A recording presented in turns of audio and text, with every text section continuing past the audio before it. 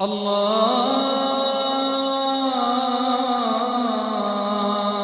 أكبر. أعوذ بالله من الشيطان الرجيم. بسم الله الرحمن الرحيم.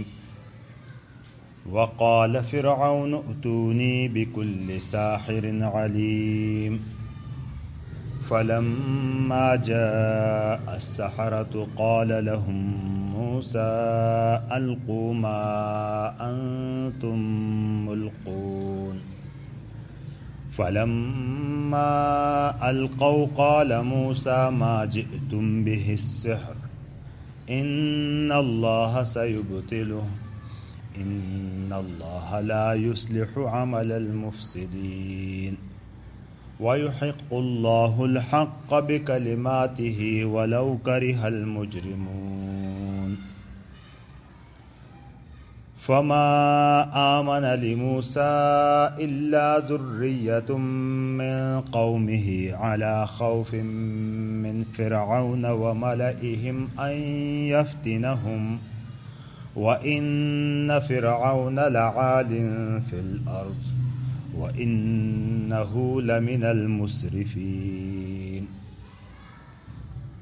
وقال موسى يا قوم إن كنتم آمنتم بالله فعليه توكلوا إن كنتم مسلمين.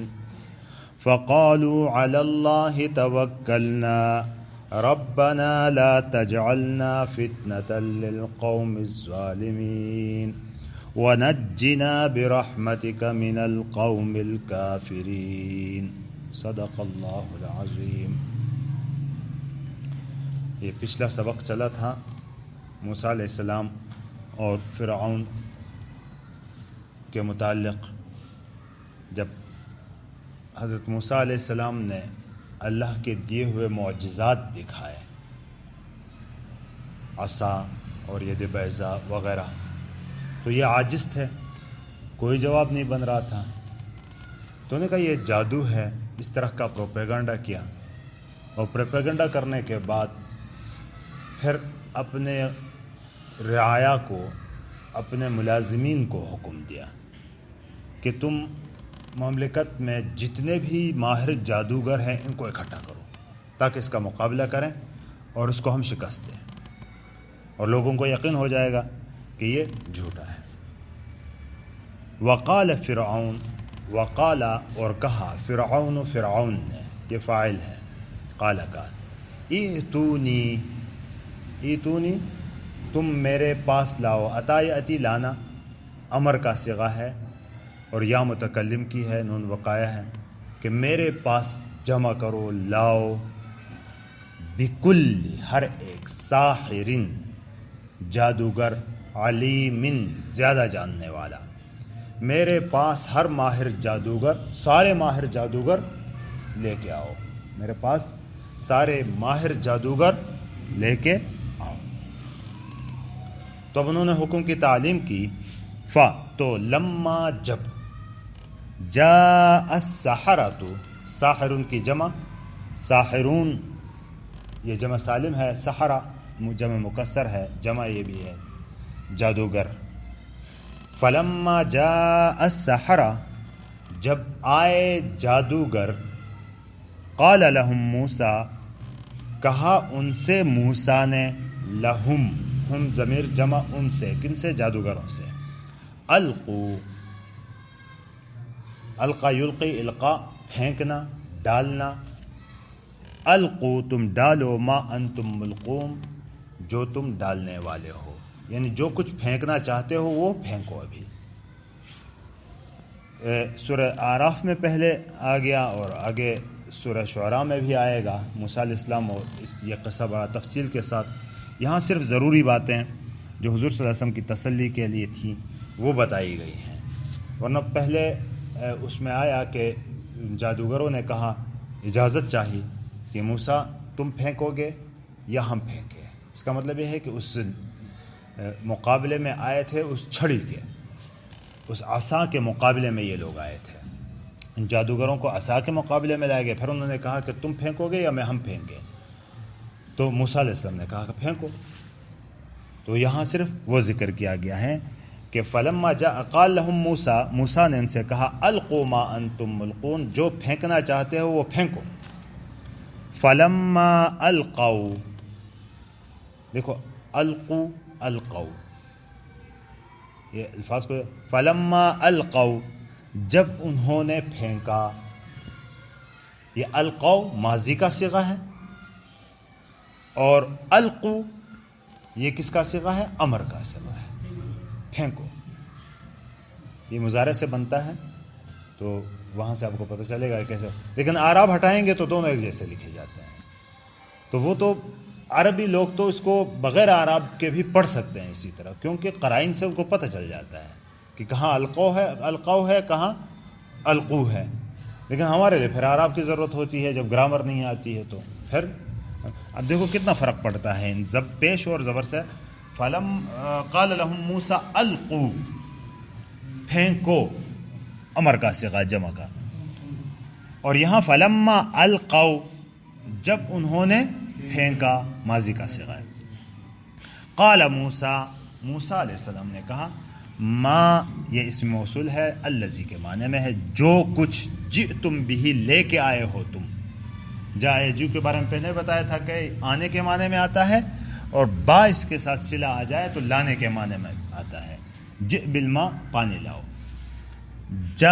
جئتم بھی جو تم لے آئے ہو، السحر یہ جادو ہے. یعنی پہلے کہا تھا نا موسیٰ علیہ السلام کے نشانی کو دے کر کہا کہ یہ جادو ہے. تو موسیٰ علیہ السلام یہاں ان کے جواب میں کہا اب جو تم لائے ہو جادو تو یہ ہے، وہ جادو نہیں تھا. کیونکہ جادو اور معجزے میں بڑا فرق ہوتا ہے. معجزہ اس کا کوئی توڑ نہیں ہو سکتا، یہاں ان کی چیزوں کا توڑ ہے. معجزہ کوئی آنکھیں بند نہیں کی جاتی، چیز کی ماہیت ہی اللہ پاک اپنی قدرت سے بدلتے ہیں. یہاں صرف آنکھوں پر پٹی باندھی جاتی ہے. جادو میں آنکھوں میں ایسا نظر آتا ہے، چیز وہی ہوتی ہے، چیز کی حقیقت وہی ہوتی ہے. اور پھر جادو میں بندہ اگر دعویٰ نبوت کا کرے تو پھر جادو نہیں چلتا. یہاں نبوت کا دعویٰ کرنے والے کے ساتھ اس کا چل رہا ہے، یہ بھی اس کے علامتوں میں سے. تو ما جئتم بھی السحر جو تم لے کر آئے ہو یہ جادو ہے. ان اللہ سیبطلہ، ابطل یبطل ابطال کے معنی ختم کر دینا، مٹا دینا. ان اللہ یقیناً اللہ، سین مضارع کے اوپر داخل ہو جائے تو مستقبل قریب کے معنی میں آتا ہے. سیبطلہ ان قریب اس کو ختم کر دیں گے، مٹا دیں گے، ملیامیٹ کر دیں گے. ان قریب اللہ اس کو مٹا دیں گے. ان اللہ، دیکھو ایک نبی کا یقین دیکھا تو نہیں نا کہ اللہ اس کو مٹا رہا ہے. اللہ نے کہہ دیا کہ میں اس کو مٹاؤں گا، تو یقیناً کی بات ہے، نبی اعلان کر رہا ہے کہ اللہ اس کو ابھی مٹا کے چھوڑے گا، مٹا کے رکھے گا. ان اللہ لا یصلح، اصلح یصلح بنانا، اصلاح کرنا، سنوارنا، درست کرنا، یہ معنی میں آتا ہے.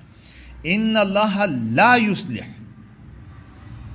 نہیں بناتا اللہ، بے شک اللہ نہیں بناتا عمل المفسدین فساد پھیلانے والوں کے کرتوتوں کو، فساد پھیلانے والوں کے کاموں کو بنا کے نہیں چھوڑتا، اس کو باطل ہی کرتا ہے. یہاں سے دو باتیں، ایک تو مفسد کا کام عارضی ہوتا ہے، اور دوسرا کہ جادو کو یہاں مفسد کا کام قرار دیا گیا ہے. جتنے بھی جادوگر ہیں مفسدین ہیں. اور پھر فرمایا وَيُحِقُّ اللَّهُ الْحَقَّ، احق یحق ثابت کرنا، سچ کر کے دکھانا، باب فعال سے ہے. الحق حق کو اللہ سچ کر کے دکھائے گا، سچ کو اللہ سچا کر کے دکھائے گا. بکلماتہ، اپنے احکام کے ذریعے، اپنے حکم سے سچ کو سچ کر کے دکھائے گا اللہ. ولو کرہ المجرمون، واو حال یہ ہے اگرچہ، لو اگرچہ برا منائے مجرم لوگ، جرم میں مبتلا لوگ اس کو برا منع، کرہ یکرہ کے معنی ناپسند کرنا، اگرچہ ناپسند کریں مجرم لوگ، مجرم لوگ چاہے اس کو اچھا نہ سمجھیں، لیکن اللہ سچ کو سچ کر کے ہی دکھائے گا۔ فما آمن لموسیٰ، نہیں ایمان لائے وہ موسیٰ پر، الا ذریۃ، مگر ذریہ اولاد کے لیے بھی آتا ہے، اور یہاں کنایہ ہے نوجوان لوگوں کے لیے، الا ذریۃ من قومہ، مگر اس کی قوم کے نوجوان۔ تقلیل کے لیے تنوین کی قسمیں آپ پڑھیں گے بہت ساری ہیں، ان میں سے ایک تقلیل، یعنی چیز بہت ساری ہوں، ان میں سے کچھ کو بیان کرنا ہو تو تنوین لایا جاتا ہے۔ ذریۃ من قومہ، اس کی قوم کے چند نوجوان، اس کی قوم کے چند نوجوان ایمان لائے۔ اب کس کے قوم کے چند نوجوان لائے ایمان؟ تو زیادہ تر مفسرین تو یہی کہتے ہیں کہ موسیٰ علیہ السلام کی قوم کے چند نوجوان ایمان لائے۔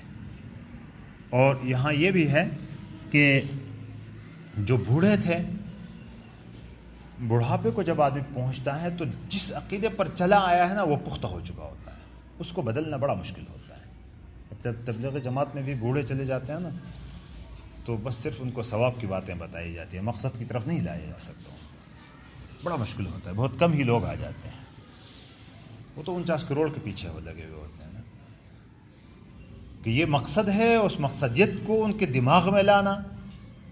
جب مقصدیت دماغ میں آ گئی نا تو 49 کروڑ کوئی چیز نہیں ہے، وہ بہت بڑی چیز ہے۔ چلیے ذیلی بات آ گئی۔ اور دوسری بات یہاں یہ ہے کہ موسیٰ علیہ السلام کہ بعد میں امت پوری بنی اسرائیل ایمان لے آئی، پوری ابتداءً چند نوجوان لے آئے، تو کام بنتا بھی ہے بگڑتا بھی ہے تو قوموں میں نوجوانوں کے ذریعے بنتا ہے۔ میں بوڑھوں کی کوئی وہ نہیں کر رہا، لیکن ان کا چونکہ پختہ ہو چکے ہوتے ہیں۔ تو پچھلے سال ہم وہاں گئے تو یہاں تبلیغ حضرات بھی بیٹھے ہیں، اس لیے میں یہ عرض کرنا ضروری سمجھتا ہوں کہ پشاور مرکز میں ہم بیٹھے تو میں نے کچھ معائنہ کیا، جماعتیں آ رہی تھی چترال سے، بہت ساری جماعتیں سردیوں کے موسم میں۔ تو میں نے اپنے ساتھی سے بھی کہا کہ ایک چیز کا میں دیکھ رہا ہوں، آپ بھی ذرا دیکھیں میرے ساتھ، کہ جتنی جماعتیں آ رہی ہیں اکا دکا ہی کوئی نوجوان نظر آتا ہے، سارے بوڑھے بوڑھے ہیں۔ تو اس کا مطلب یہ ہے کہ اگر اسی طرح چلتا رہا تو چترال میں تبلیغی کام بہت پیچھے جانے والا ہے، اس لیے بہت ضرورت ہے نوجوانوں پر محنت کرنے کی، نوجوان طبقے پر محنت کرنے کی بہت زیادہ ضرورت ہے۔ خیر یہ ذیلی ساتھی اس کی ذیل میں آ گئی بات، الا ذریۃ من قومہ، مگر اس کی قوم کے چند نوجوان۔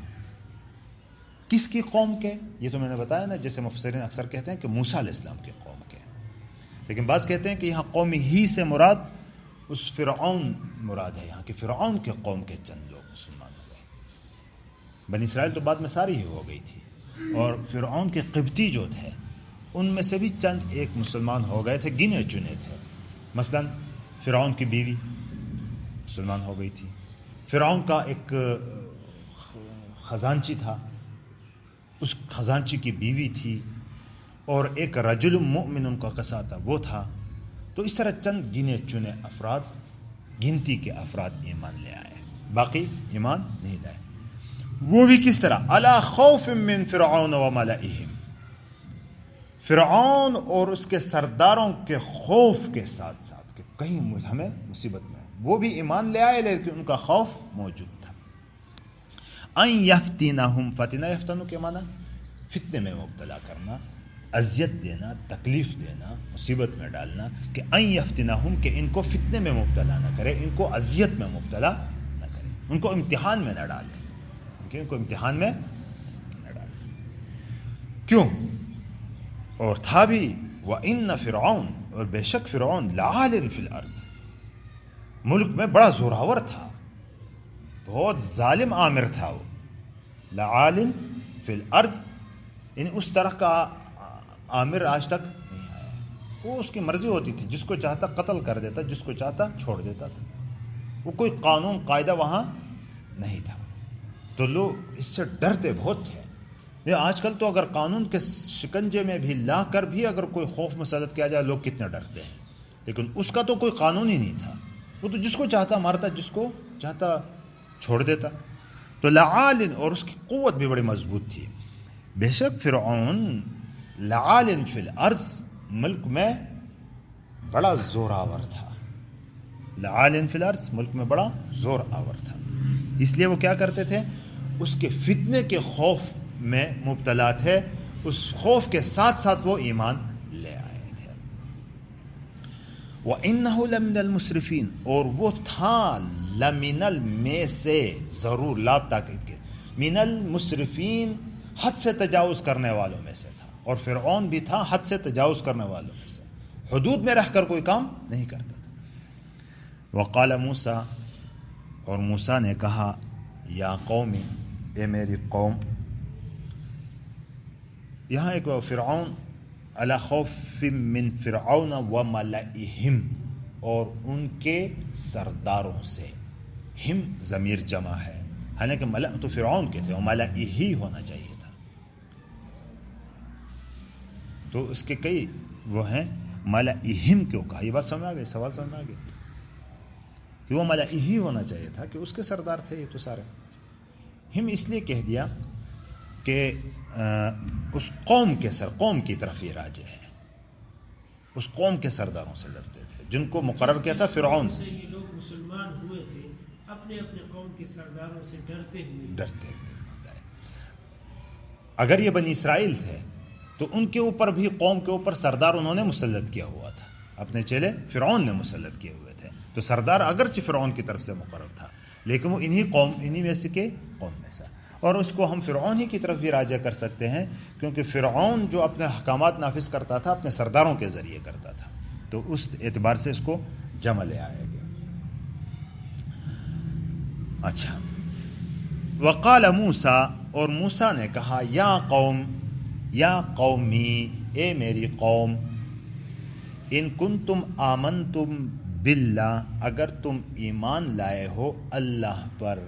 یہ پیغمبر کا اعلان اس وقت تھا فرعون کے دور میں، اور اس سے پہلے بھی پیغمبروں کا یہی، اور اس کے بعد کے پیغمبروں کا بھی دور، اور آج بھی ضرورت اس اعلان کی ہے، آج بھی ضرورت اس اعلان کی ہے.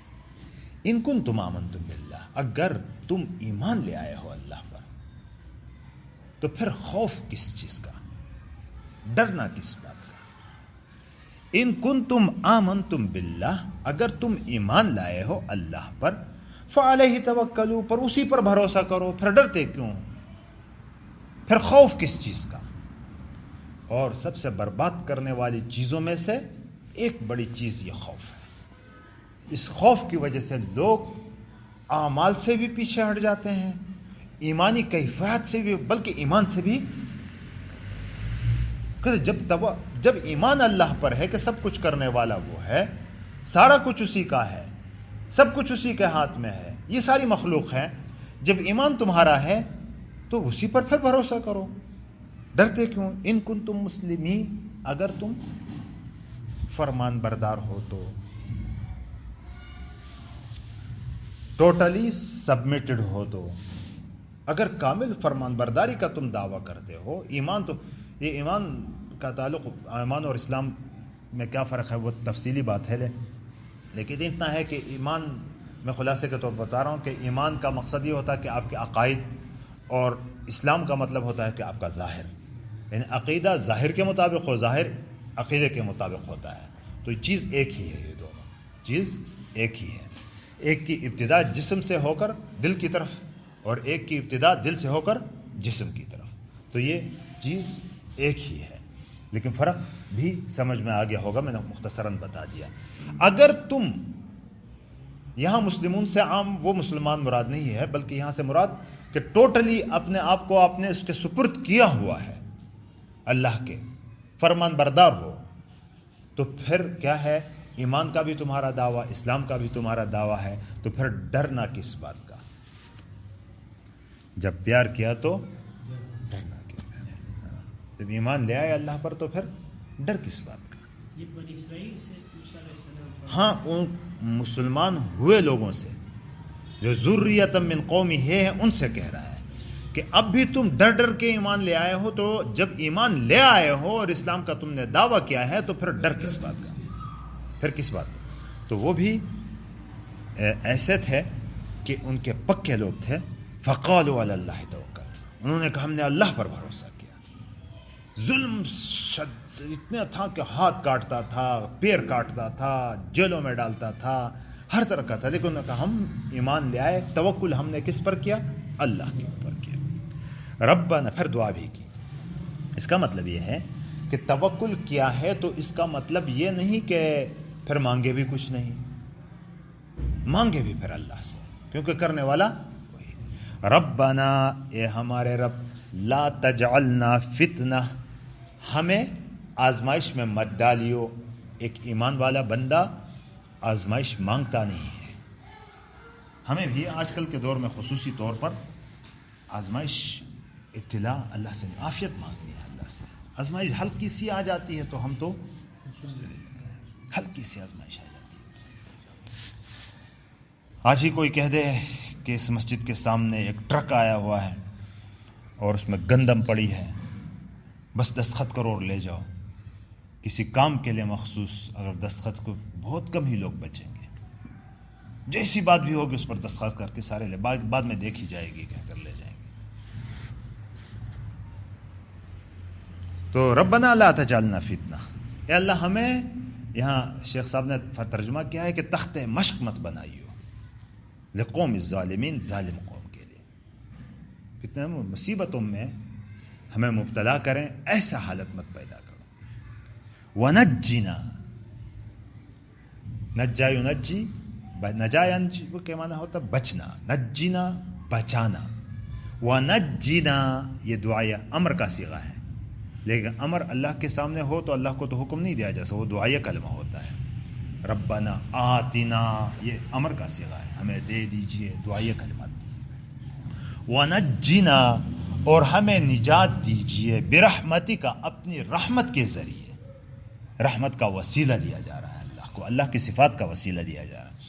اور ہمیں نجات دیجئے اپنی رحمت سے، من القوم الکافرین، کفر میں مبتلا قوم سے، کافر قوم سے ہمیں نجات دیجیے. ٹھیک.